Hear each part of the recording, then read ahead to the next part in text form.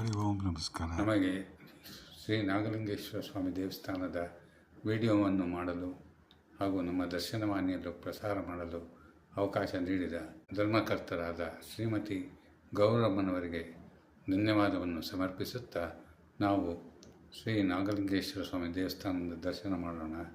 ತಮ್ಮೆಲ್ಲರಿಗೂ ಆತ್ಮೀಯ ಸ್ವಾಗತ. ಹರಿ ಓಂ ನಮಸ್ಕಾರ.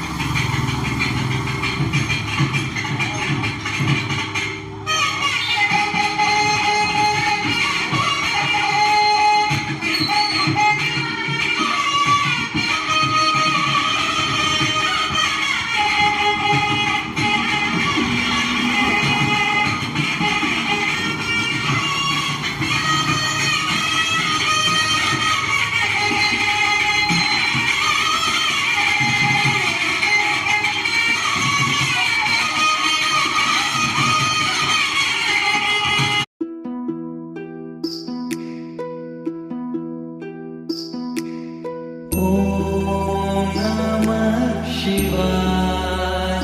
ओम नमः शिवाय. ओम नमः शिवाय. ओम नमः शिवाय. पशूनां पतिं पापनाशं परेशं गजेन्द्रसकृत्यं वसानं वरेण्यं जटाजूटमध्ये स्फुरत्गाङ्गवारिं महादेवमेकं स्मरामि स्मरारिम्. महेशं सुरेशं सुरारार्तिनाशं विभुं विश्वनाथं विभूत्यङ्गभूषं विरूपाक्षमिन्द्वर्गवहिनी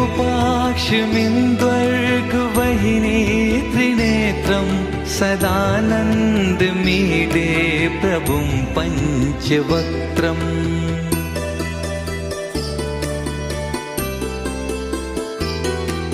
गिरीशं गणेशं गले नीलवर्णं गवेन्द्राधिरूढं गुणातीतरूपं भवं भास्वरं भस्मनाभूषिताङ्गं भवानी कलत्रं भजे पञ्चवक्त्रम्. शिवाकान्त शम्भो शशाङ्कार्धमौले महेशान् शूलिन् जटाजूटधारिन् त्वमेको जगद्व्यापको विश्वरूपः प्रसीद प्रसीद प्रभो पूर्णरूप.